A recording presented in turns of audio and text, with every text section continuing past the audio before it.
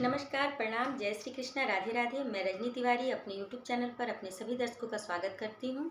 और मैं इस वक्त आप लोगों को माता रानी का बहुत ही सुंदर और प्यारा लोकगीत, पारंपरिक गीत सुनाने जा रही हूँ। अगर ये गीत आप लोगों को अच्छा लगता है तो इसे सब्सक्राइब कीजिए, लाइक कीजिए, कमेंट कीजिए मेरे चैनल पर, और मेरे चैनल को ज़्यादा से ज़्यादा शेयर कीजिए। Please support me. ए जी जब जब चाही त कुंवार आवेला, ए जी जब जब चाही त कुंवार आवेला। दुर्गा मैया जी के डोला हमरी द्वार आवेला।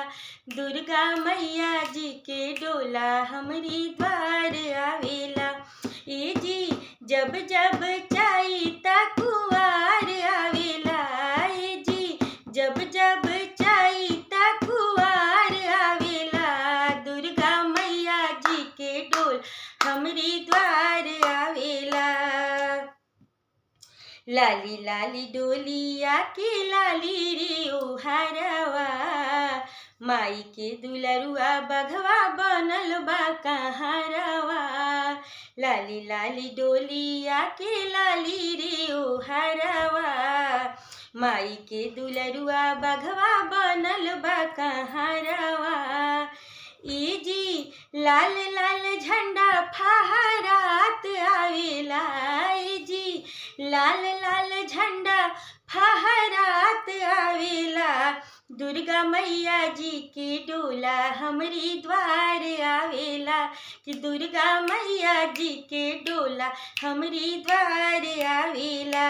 ए जी जब जब चाही त कुंवार आवेला। ए जी जब जब चाही त कुंवार आवेला। दुर्गा मैया जी के डोला हमरी द्वार आवेला। वीर बजरंगी जी करिले अगुवाई।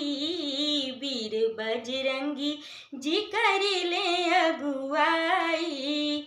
ऋषि मुनि देव संगे आवे ब्रह्मा ज्ञानी। ऋषि मुनि देव संगे आवे ब्रह्मा ज्ञानी। ए जी नारद जी के बीड़ा बाजत आवेला। ए जी नारद जी के बीड़ा बाजत आवेला। दुर्गा मैया जी के डोला हमरी द्वार आवेला। सातों बहिना के डोला हमरी द्वार आवेला। ए जी जब जब चाही त कुंवार आवेला। ए जी जब जब चाही त कुंवार आवेला। शीतली मैया जी के डोला हमरी द्वार आवेला। चवर डोलावत आवेले गणराजा। चवर डोलावत आवेले गणराजा। डम डम डमरू बजावे भोले बाबा। डम डम डमरू बजावे भोले बाबा। ए जी कान्हा जी के बंसिया बजत आवेला। ए जी कान्हा जी के बंसिया बजत आवेला।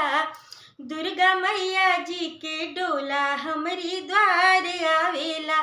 कि दुर्गा मैया जी के डोला हमरी द्वार आवेला। ए जी जब जब चाही त कुंवार आवेला। कि जी जब जब चाही त कुंवार आवेला। शीतली मैया के डोला हमरी द्वार आवेला।